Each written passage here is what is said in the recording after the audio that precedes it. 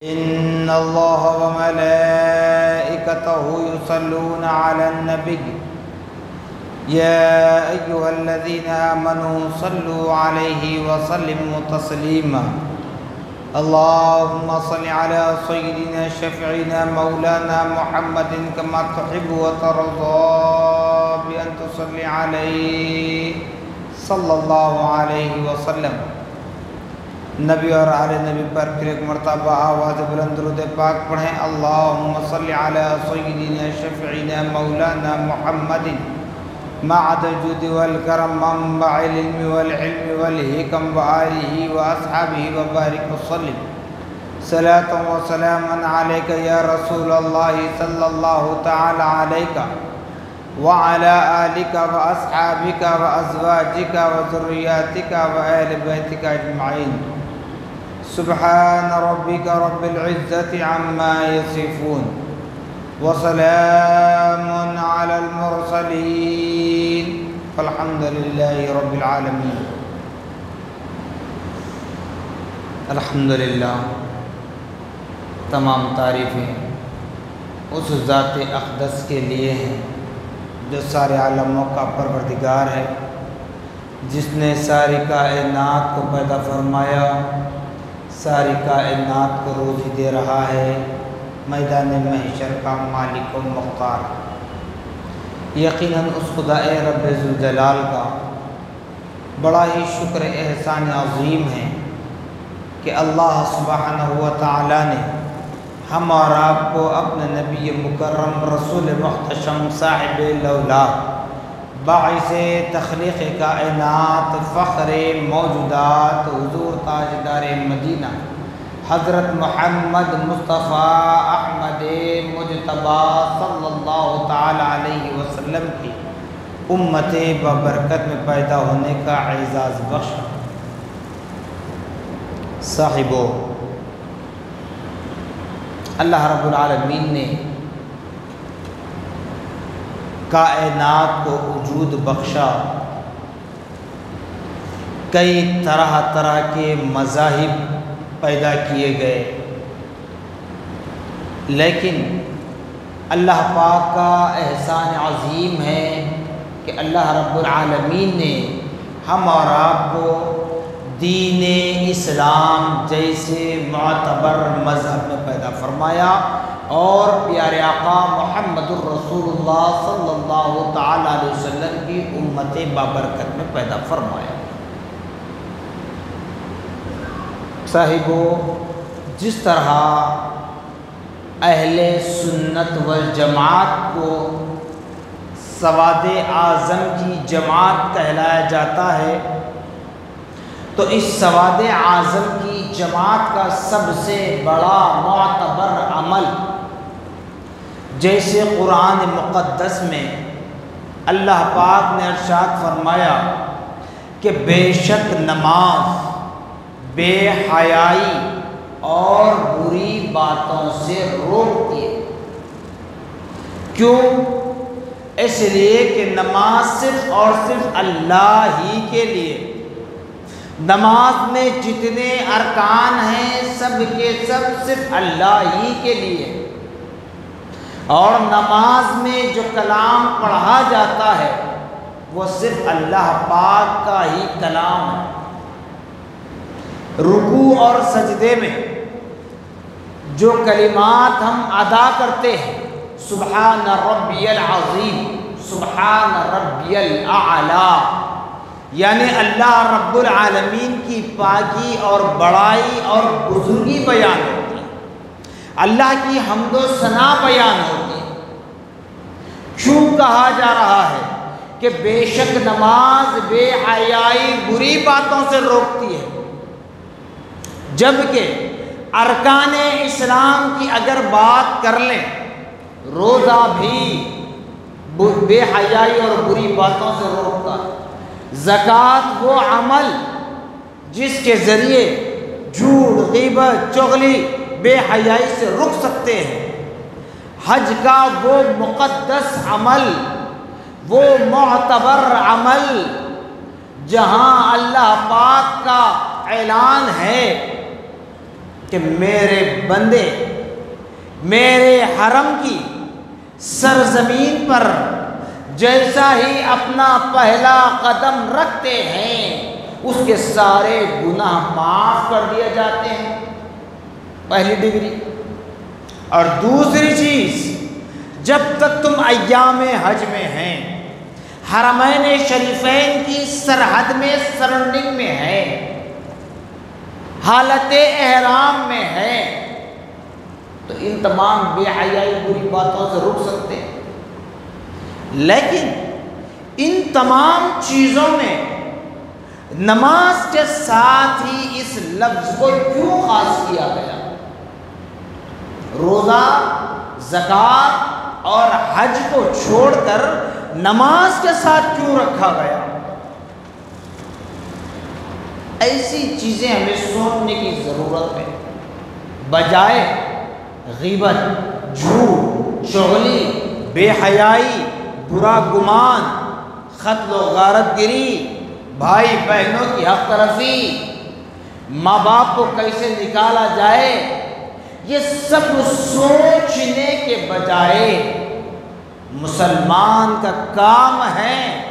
جب ہم قرآن پڑھ رہے ہیں تو یہ لاجک کو سمجھنا چاہیے کہ روزہ بھی عبادت ہے،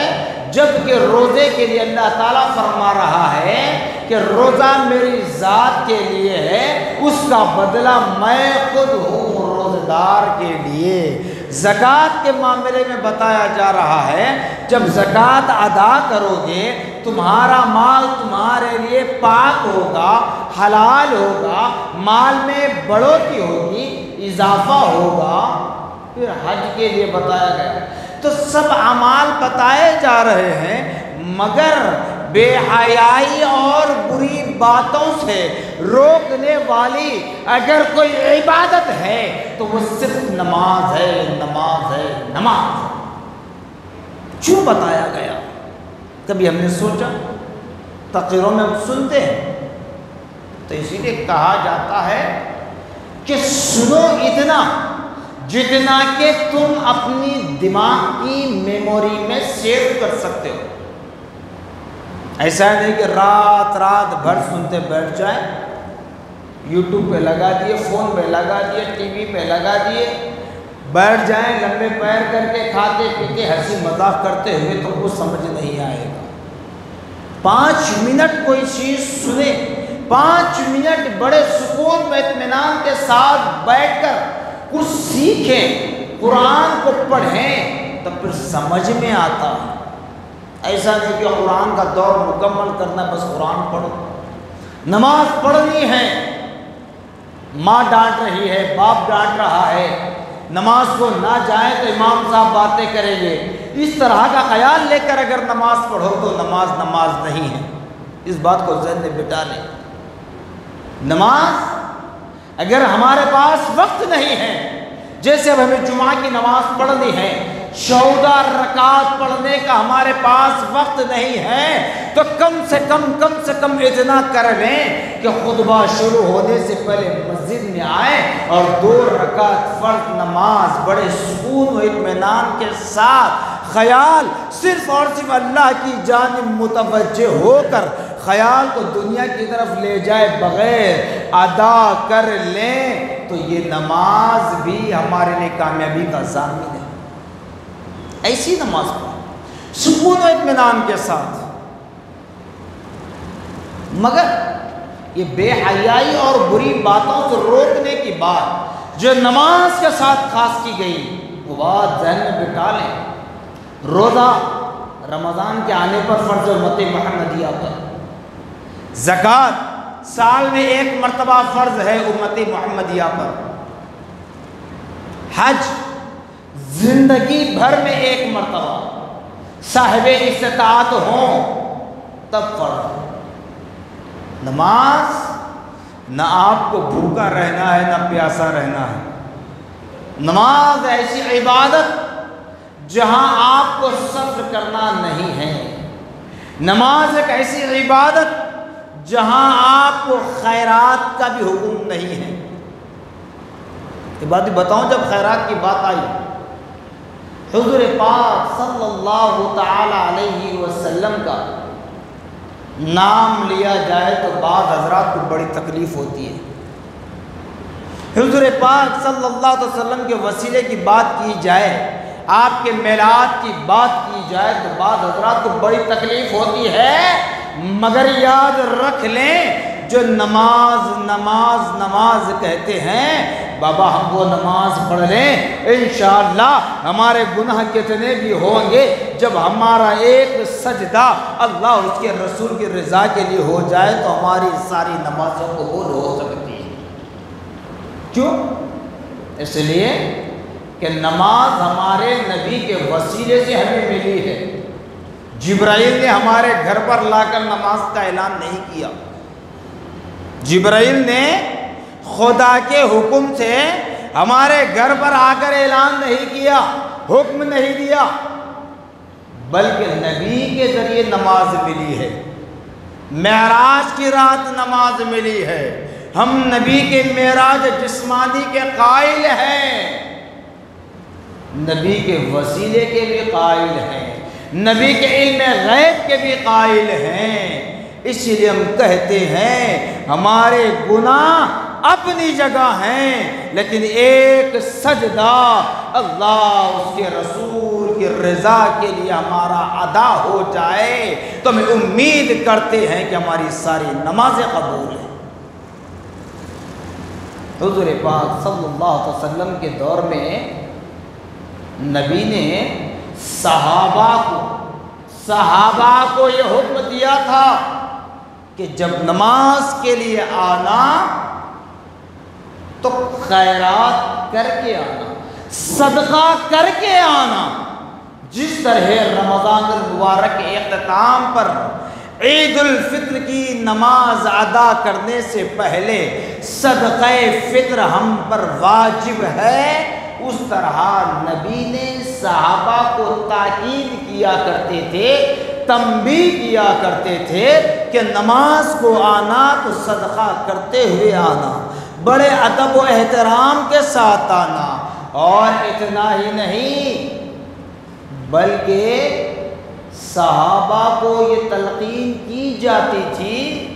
کہ نماز کو آنا تو ایسے لباس پہن کر آنا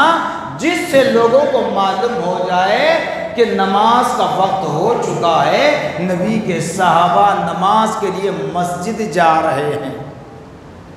کوئی دیکھتے ہی پہچان دے۔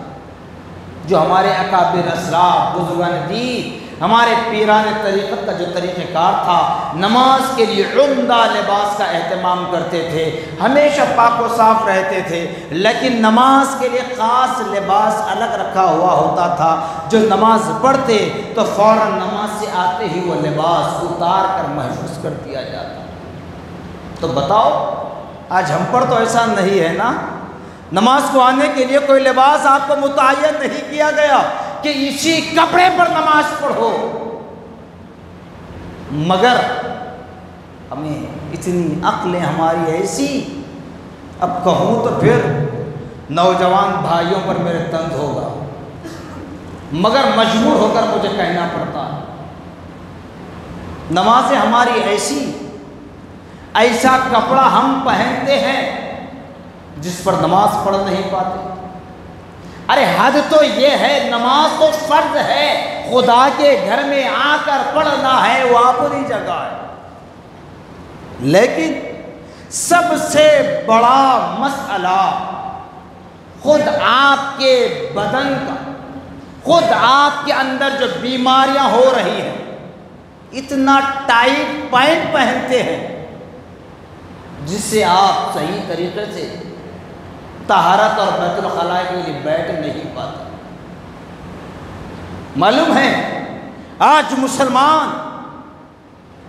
کا دل اسلام کی طرف مائل کیوں نہیں ہوتا؟ نوجوان نسل جو بگڑ رہی ہے، ارے چاہے کوئی برا مان لے، جو حق کہنا ہے وہ حق کہوں گا، یہ صرف عبادت چھوڑنے سے نہیں، صرف خدا کے احکامات کی نافرمانی کرنے کی وجہ سے نہیں، بلکہ مسلمان نوجوان جو اسلام کی طرف مائل نہیں ہوتا، اس کی وجہ یہ ہے کہ سب سے پہلے وہ اسکن ٹائٹ کپڑا پہنا کرتا ہے، اتنا ٹائٹ کپڑا پہنتا ہے جس سے کہ وہ بیٹھ نہیں سکتا، تو طہارت اور بیت الخلاء کے لیے بیٹھ نہیں سکتا۔ وہ طہارت کے جو خطرے اس کے جسم پر گرتے ہیں وہ بیمار کرتے ہیں، اس کے جسم میں بیماریاں پیدا کرتی ہیں، اس کے دل کو مردہ کرتی ہیں۔ کیوں؟ آپ کو بتایا گیا، گھر میں ہو، باہر ہو، مسجد میں ہو، درگاہوں میں ہو، کہیں ہو، بیت الخلاء میں جائیں تو دعا پڑھیں۔ کیوں کہا گیا؟ بیت الخلاء باتھ روم چاہے بڑے سے بڑے ولی کے گھر میں ہو، مفتی کے گھر میں ہو، کسی کے گھر میں ہو، جب نبی کون و مکان شریعت محمدی لانے والی ذات نبی محمد الرسول اللہ صلی اللہ علیہ وسلم فرما رہے ہیں کہ بیت الخلاء میں جاؤ تو دعا پڑھ کر جاؤ، دعا پڑھ کر جاؤ۔ کیوں؟ جنات کی جگہ ہے، جنات کی جگہ ہے، مگر بڑی تعجب کی بات ہے کہ وہاں پر بیٹھ کر ہمارے لوگ، میں مسلمان کی بات کر رہا ہوں، لا الہ الا اللہ محمد الرسول اللہ پڑھنے والوں کی بات کر رہا ہوں، کسی اور کی نہیں، تو وہاں پر بیٹھ کر گٹکا بھی کھاتے ہیں، پان بھی کھاتے ہیں، سگریٹ بھی پیتے ہیں، بیڑی بھی پیتے ہیں۔ یہ آپ کا عمل ہے، آپ کر لیں، لیکن بتانے کا مقصد ہے جنات کی جگہ ہے، وہاں بیٹھ کر کھا رہے ہیں اور پی رہے ہیں، جبکہ حکم دیا جا رہا ہے کہ دعا پڑھ کر جائیں، سر ڈھانک کر جائیں۔ نماز کے لیے ہم سر ڈھانکنا گوارا نہیں کرتے تو وہاں کہاں سر ڈھانکیں گے؟ یہ سب چیزوں کو سمجھنے کی ضرورت ہے، اس میں جو لاجک ہے، آپ کو سر ڈھانکنے کے لیے کیوں کہا جا رہا ہے؟ اس لیے کہ شیطان سوار ہوتا ہے آپ کے طلبوں سے یا آپ کے تعلق سے۔ عورتوں کو بھی یہ حکم ہے کہ وہ اپنے دوپٹے کے ذریعے سر کو ڈھانک لے، بال کھلے نہ رکھے، سب چیزیں ہیں، یہ پابندیاں ہم چھوڑ دیتے ہیں، پھر کہتے ہیں کہ مجھ صاحب نے نہیں بتایا، ابا نے نہیں بتایا، امی نے نہیں سکھایا۔ مگر یاد رکھ لو میرے بھائیوں، آج ہمارے ماں باپ کو اسمارٹ فون چلانے نہیں آتا تو وہ کیا سکھائیں گے، لیکن ہمارے پاس 2 سال کا بچہ بتا رہا ہے اسمارٹ فون میں کیا کیا ہے۔ کس نے سکھایا آپ کو؟ اسمارٹ فون کا ٹیوشن کس نے دیا؟ ارے یہ عقلیں کام یہاں لگائیں، ہماری عقلوں کو یہاں ٹھکانے پر لگائیں۔ نماز کے لیے کیوں رکھا گیا؟ یہ تمام باتیں ذکر کرنے کا مقصد۔ بے حیائی اور بری باتوں سے نماز روکتی ہے، کیوں روکتی ہے؟ ایک تو ہم نمازوں سے اس طرح دور ہوتے ہیں، وہ پیشاب کے قطرے، وہ طہارت کی صفائی نہ ہونے کی بنیاد پر ہمارا دل مردہ ہو رہا ہے، اس لیے ہم اسلام کی طرف مائل ہو نہیں پاتے، اسلام کی طرف مائل نہیں ہوتے، تو پھر نمازیں کہاں سے ہوں گی؟ مگر خدائے رب العالمین نے نماز کے ساتھ کیوں جوڑا؟ اس لیے کہ آپ صبح بیدار ہوں تو رب کی پاکی بڑائی بیان کرنے کا موقع دیا اللہ نے نماز فجر کے ذریعے۔ پھر اس کے بعد آپ اپنے کام کاج پر نکل جائیں، دن بھر کام کرتے رہیں، تھوڑی سی راحت آپ کو مل جائے، اس اعتبار سے نماز ظہر کے ذریعے اللہ نے اپنی پاکی بڑائی بیان کرنے کا حکم دیا۔ پھر اس کے بعد دوپہر کا کھانا لنچ ہو جائے، پھر کام میں لگ جائیں۔ اب کام کے دوران چغلی، غیبت، جھوٹ، گالی گلوچ، کیا کیا اپنی زبان سے ہم ادا کرتے ہیں، کیا کیا ہم اپنے دل و دماغ میں سوچتے ہیں۔ پھر اللہ تعالیٰ فرماتا ہے بندے آجا میری بارگاہ میں، نماز عصر کے ذریعے آجا میری بارگاہ میں، سجدہ کر لے، توبہ کر لے، مانگ لے جو مانگنا چاہتا ہے۔ پھر اسی طرح تھوڑا وقت گزرتا ہے، جب سورج ڈوبتا ہے، سورج ڈوبنے کا وقت آتا ہے، نماز مغرب کے ذریعے اللہ پاک ہمیں بلاتا ہے، اے بندے آ جا، اے بندے آ جا، اب رات کی تاریکیاں ہونے والی ہے، وہ اندھیریاں چھا جانے والی ہیں، اس سے پہلے کہ تو اپنے دل و دماغ کی اندھیریوں کو پاک کر لے، اپنے دل و دماغ کو اندھیریوں سے اجالے میں لائے۔ پھر نماز عشاء، دیکھیں کتنے بہترین اوقات اللہ پاک نے عطا فرمائے۔ سونے سے پہلے عشاء کی نماز ادا کر لے، عبادت کر لے، توبہ استغفار کر لے، تاکہ تجھے حالت نیند میں موت واقع ہو جائے تو تیرا شمار عبادت گزاروں میں ہو جائے گا، تیرا شمار قرآن کے پڑھنے والوں میں ہوگا، تیرا شمار اللہ کا ذکر کرنے والوں میں ہوگا، تیرا شمار اللہ کے صابرین شاکرین میں ہوگا۔ ان نمازوں کے ذریعے اللہ پاک ہمیں پاک کو صاف کرنا چاہتا ہے، اسی لیے کہا گیا اے بندگان خدا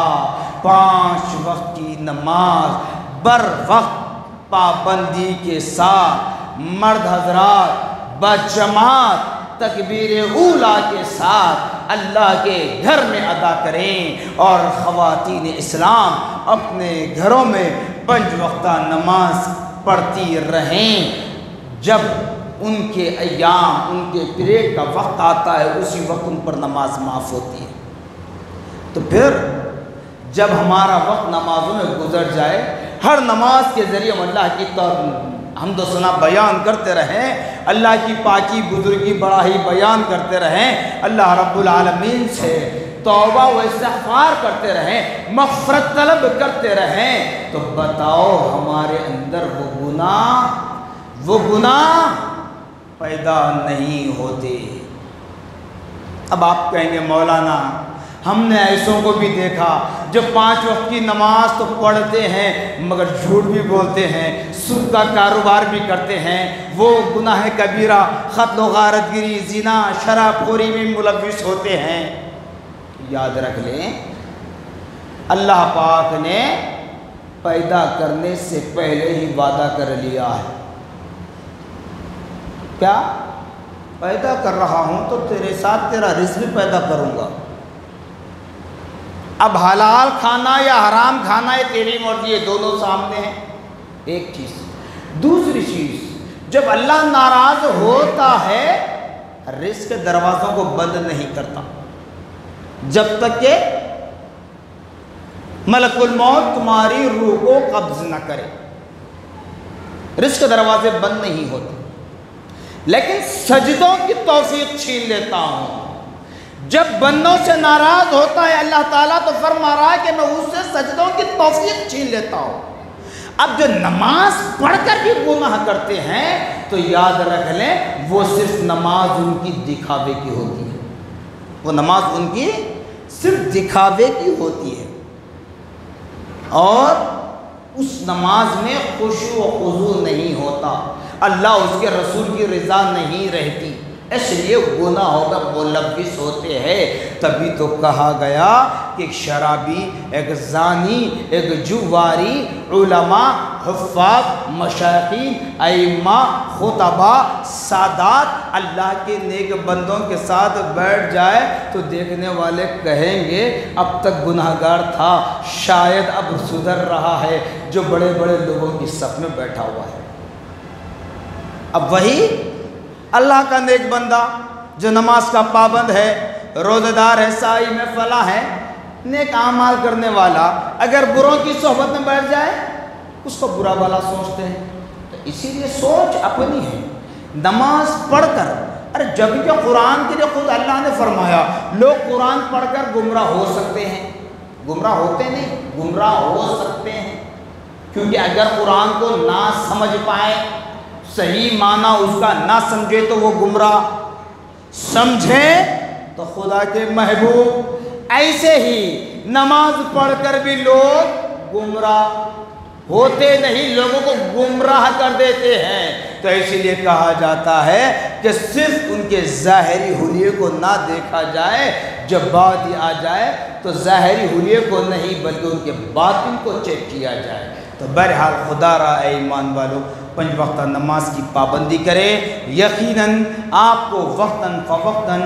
اس دورانیہ میں فجر سے ظہر تک، ظہر سے عصر تک، عصر سے مغرب تک، مغرب سے عشاء تک، عشاء سے فجر تک، اگر خدا نخواستہ، ہزارہ خدا نخواستہ شیطان کے بہکاوے میں آ کر یا نفسانی خواہشات کی تکمیل کے لیے اگر کوئی گناہ سرزد ہو جائے تو اللہ پاک اپنے گھر میں بلا رہا ہے ہمیں، جو مؤذن حضرات کے ذریعے ندا دی جاتی ہے، حی علی الصلاۃ، حی علی الفلاح، لوگو آؤ نماز کی طرف، لوگو آؤ کامیابی کی طرف۔ تو اس کا مطلب یہی ہے کہ اللہ تعالیٰ ہمیں بلا رہا ہے، تو اللہ کی حمد و ثنا بیان کریں، پاکی بڑائی بزرگی بیان کریں اور توبہ و استغفار کریں۔ انشاءاللہ العزیز المستعان و انشاء رسول اللہ رب العالمین ہمارے نمازوں کو، ہمارے دیگر عبادات، ریاضات، ذکر و اذکار کو بطفیل نبی پاک صلی اللہ علیہ وسلم اپنی بارگاہ میں قبولیت کا درجہ عطا فرمائے۔ جزاکم اللہ خیرا جزا، وآخر دعوانا الحمدللہ رب العالمین۔